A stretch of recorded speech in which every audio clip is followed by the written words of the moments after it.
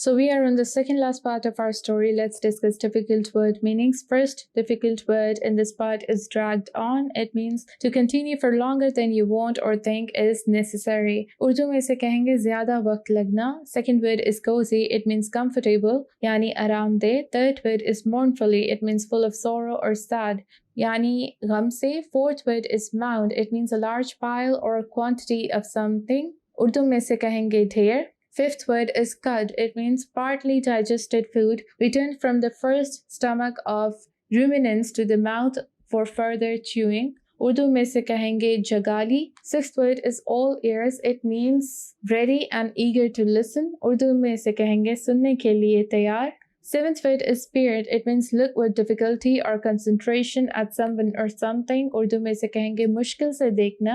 Eighth word is strained. It means injure a limb, muscle or organ by overexerting it, यानी दबाव डालना. Ninth word is budge. It means to move, हरकत करना. 10th word is grumble. It means to complain about something in a bad tempered way, यानी bin binana. Let's move on to its explanation now. Time dragged on endlessly. Time बढ़ता जा रहा था. अब रात हो चुकी थी, सनसेट हो चुका था. अब क्या था कि विलेज के सारे घरों के लाइट्स जो थी वो ऑन हो चुकी थी. विलेज की लाइट ऑन हो चुकी थी क्योंकि रात हो चुकी थी और जो व्यू का लुक आ रहा था वो बहुत कोजी लुक आ रहा था.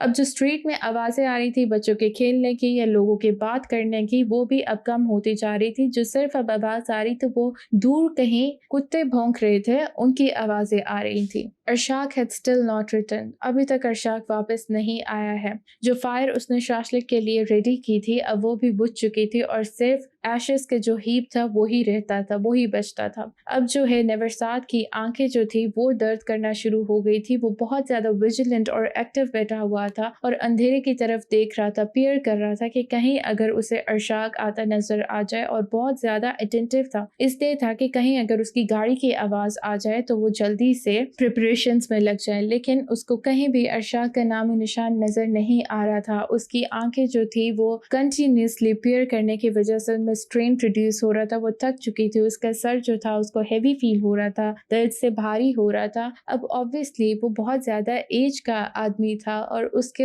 इस एज में इतना ज़्यादा काम करना इट्स वेरी टायरसम फॉर हिम. वो थक चुका था. वो चाहता था कि वो थोड़ा सा मूवमेंट करे, लेकिन उसके जो पाँव थे वो अपनी जगह से हिल नहीं रहे थे. He was drained, he was exhausted. और फिर से वो ग्रम्बल करना शुरू हो गया, बिनबिनाना शुरू हो गया कि मैं अरशाक से बड़ा हूँ, मुझे क्या ज़रूरत है कि मैं उसे बेग करूँ कि वो मुझसे मिलने आए, रिक्वेस्ट करूँ या उसका मिन्नत करूँ. मैं उसका ये फ़र्ज़ बनता है, it's incumbent on him, it's his duty कि वो मुझसे मिलने आए. फिर वो दोबारा से अपने आप को कंसोल करना शुरू हो जाता है. हो सकता है कि उसको कोई इंपॉर्टेंट काम हो चेयरमैन से जो वो डिस्कस कर रहा है. Obviously Arshak is a very important person. So you see, जब भी उसके माइंड में कोई डाउट आ रहा होता है कि अरशाक नहीं आएगा घर पे, तो वो खुद से ही अपने आप को कंसोल करना शुरू कर देता है. और फिर अब यहाँ पे वो कंसोल करके खुद को उम्मीद दिलाता है, होप दिलाता है, which is a false hope, कि he will come in the morning. अगर अभी नहीं आया तो it doesn't matter, वो सुबह में आ जाएगा उससे मिलने के लिए. Thank you.